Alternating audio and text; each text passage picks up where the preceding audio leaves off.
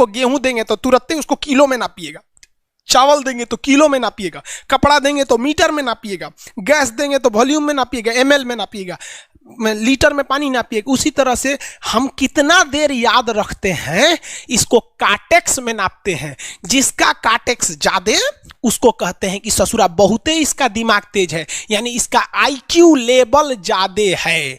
और जिसका काटेक्स यानी याद रखने की क्षमता कम है उसे कहते हैं कि इसका काटेक्स कम है, यानी आईक्यू लेवल इसका कम है। समझ में आ गया कि नहीं आ गया? किसी को दिक्कत? अब हम आपको एग्जांपल देते हैं। आपकी लाइफ में बहुत सारे टीचर आए होंगे।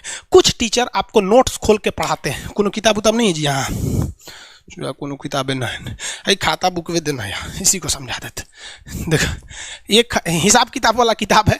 दिवाली के समय हिसाब किताब फाइनल होता है ना, सबका सैलरी उलरी का, तो कुछ टीचर को देखिएगा ना, तो ऐसे एक किताब लेके रखे रहेंगे लोग, और इसी में देख के पढ़ा देंगे। बाबू देखो, नर्वस सिस्टम का 2 पार्ट होता है, 2 ना 3 होता है।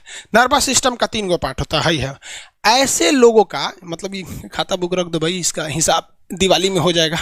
तो ये ऐसे लोगों का इस आईक्यू लेवल कम है। लेकिन कुछ लोगों को देखेंगे आप, उनको किताब उताब से मतलब नहीं होता। जैसे आप इलाहाबाद यूनिवर्सिटी कभी जाइए तो देखिए, या बड़े टीचर आईआईटी वगैरह जाएंगे, बहुत एकदम टीचर आते हैं आराम से, कोई नोट सोर्स कुछ नहीं, आया पढ़ा रहा है, चालू किया, एकदम मस्त इंजॉय करके चला गया। तो इनका आईक्यू लेवल ज़्यादा होता है। आईक्यू लेवल बढ़ाने के लिए हम आपको बताए भी थे, दिमागीन खाइए, अच्छा रहता है। एक ही तरह की सोच मत सोचिए, अच्छा रहता है। समझ आ गया? प्यार वगैरह के चक्कर में मत रहिए, अच्छा होता है। देखिए, प्यार मोहब्बत आपको हो ही जाता है, ये उम्र की गलती है। लेकिन सही क्या है कि आपके अंदर एक समझदारी रहनी चाहिए कि भाई साहब ये उम्र की गलती है, तो इसे गलती भरी स्वीकार कीजिए। अपने आप को जीवन साथी बनाने की कोशिश मत करिए। बस ये एक समाज के लिए गलत है, हमारी संस्कृति के लिए नहीं है, तो आप करते हैं तो छुप के ही रहिए। एक इस लेवल के रखिए कि भाई हमारी लाइफ अलग है, तुम्हारी लाइफ अलग है, तुम टेम्पोररी आए हो, नहीं तो इसमें चल जाओगे। लेकिन अगर ये प्रेम मोहब्बत में पड़ेंगे तो हाइपोथैलेमस एक्टिव होगा, पूरा नर्वस सिस्टम को चौपट कर देगा। समझ में आ गया कि नहीं? आईक्यू लेवल क्या होता है? अब आप बताएंगे आईक्यू लेवल किसका अच्छा है, आईक्यू लेवल कैसे बढ़ाएंगे? तो याद रखिए, आईक्यू लेवल बढ़ाने के लिए सोने से पहले का आधा घंटा बहुत जरूरी होता है। सोने से पहले आधे घंटे दिन भर में जितना काम किए उसको सुबह से रात तक देखते रहिए। एक बार रिवाइज मारिए कि सुबह उठे थे, ये किए थे, इसके बाद पढ़े थे, क्या क्या पढ़े थे, खान सर ये पढ़ाए थे। आप कहीं मैथ पढ़े होंगे, उसको सोचिए मैथ में क्या पढ़ाया गया था, खटाखट खटाखट। आपको सोचना ही है ना, सोचने में कितना टाइम लगता है, खटाखट। तो अगर इसको रिवाइज करते रहेंगे, गिन के 42 दिन में आपका आईक्यू लेवल तेज हो जाएगा। फिर आप कहेंगे कि सर जी हमरो बिना किताब का याद हो गया। और अगर यही खत्म हो जाएगा तो क्या कहिएगा, आपका भी आईक्यू लेवल गिर जाएगा। सपना कैसे आता है? ये ब्रेन की वजह से आता है। थके नहीं रहेंगे ना, नींद अच्छी नहीं रहेगी तो सपना आने लगेगा, क्योंकि ब्रेन कभी रेस्ट नहीं करता है। टॉपिक भूल जाते हैं, मतलब आपके दिमाग में दूसरा टॉपिक चलता है। आप लाइफ में किसको किसको आई लव यू बोले हैं, कभी भूले नहीं? कौन कौन आपको मारा है या कुछ उल्टा सीधा बोला है, नहीं भूलते हैं। रीजन क्या? आप कितनी बार किसी चीज़ को रिवाइज मारते हैं। 21 दिन के अंदर अगर आपका दिमाग कभी किसी चीज़ को रिवाइज मार दिया ना, तो फिर वो भूलने नहीं देगा अगले 2 महीने तक। यानी हर 21 दिन पे उसको रिवाइज मारते रहिए, मारते रहिए, मारते रहिए। और अगर हर 7 दिन पे मारेंगे ना तो वो एकदम फिक्स हो जाएगा, एकदम फिक्स हो जाएगा।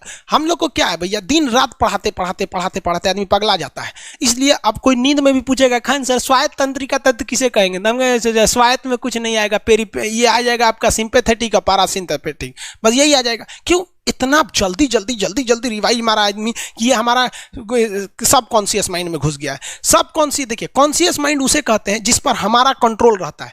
जैसे हमसे कोई पूछेगा कि आप भी अगर पूछेंगे कि खान सर जो 1 हफ्ता क्लास नहीं लिए थे कहाँ थे, तो हम सोचने लगेंगे ये स्टूडेंट है, इससे हर बात क्या बताएगा आदमी कि किस डॉक्टर के पास थे, कहाँ गए थे। नॉर्मल बोल देंगे बाबू थोड़ा सा मेडिकल हेल्थ इशू था इसलिए चले गए। लेकिन अगर मम्मी पापा पूछेंगे तो उनसे हर चीज़ बताएंगे।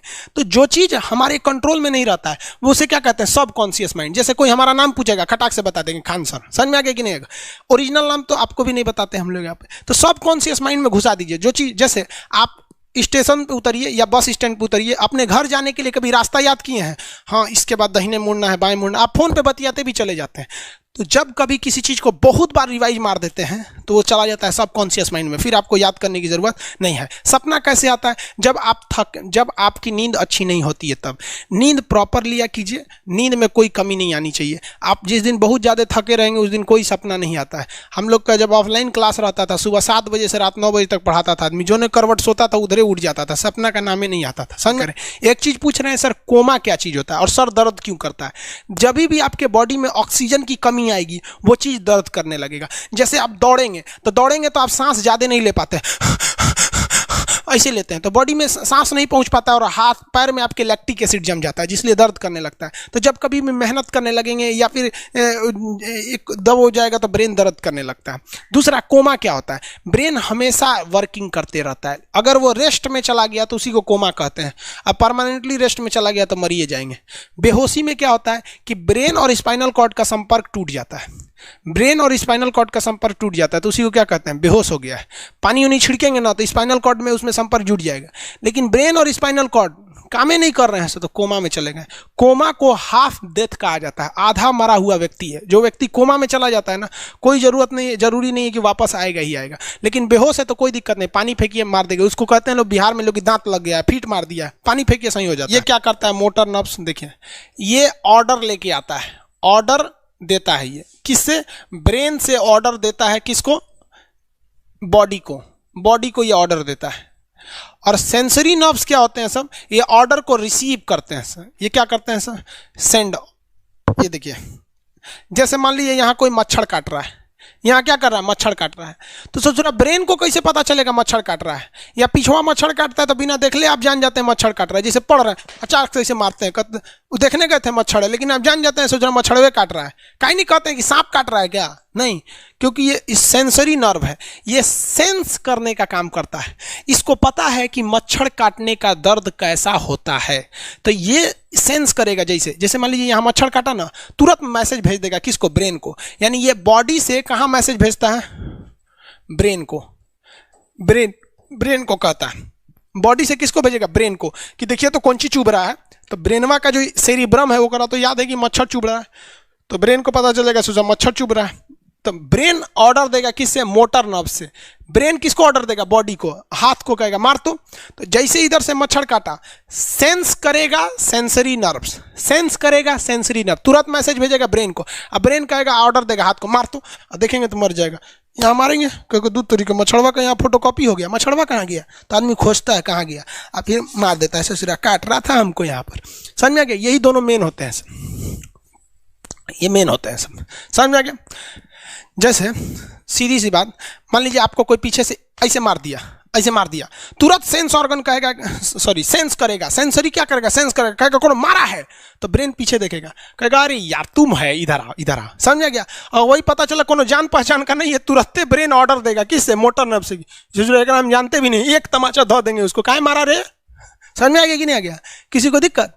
तो बॉडी से ब्रेन में सेंस कराता है सेंस ऑर्गन, और ऑर्डर देता है मोटर नर्व्स। फालिज मारना सुने? किसी को फालिज मार दिया है, सोच रहा वहाँ का सेंसरी नर्व से खत्म हो जाता है, सेंस से नहीं रह जाता है, तो एंगल लेके घूमता है ऐसे। कौन ची हो गई लो? बाबा के फालिज मार दे लो, मतलब वहाँ का सेंसरी नर्व्स काम करना छोड़ दिया है, सेंसरी नर्व्स काम करना छोड़ दिया। बुढ़ौती में ही बहुत होता है। अब बताइए, यहाँ पर कहीं मान लीजिए नाखून है, आप नेल कटर से काट रहे हैं, कहीं ज़्यादा बकोट लिया हचाक से, तो यहाँ का सेंसरी नर्व कहेगा रे बकलोलवा ज़्यादा काट दिया यहाँ पे, तो ये ऑर्डर देगा नेल कटर हटा हटा हटा। कभी देखे हैं कैसे छुरा घोंप रहे हैं और घोंपते जा रहे हैं? नहीं, जैसे घोंपेंगे तो सेंसरी सेंस करने के लिए भेज देगा कि देख बकलोलवा अपने को घोंप रहा है, तो ऑर्डर देगा ना, अपने को नहीं ना घोंपा जाता है, दूसरे को घोंप दो। समझ में आ गया? किसी को दिक्कत? ये क्या करता है? Brain to body, brain to body motor nerves, brain to body motor nerve. Sense करेगा सेंसरी, किसको भेजेगा? ब्रेन को। समझ में आ गया कि नहीं? ऐसे सुना मिक्स नर्व्स हुआ, दोनों काम करता है।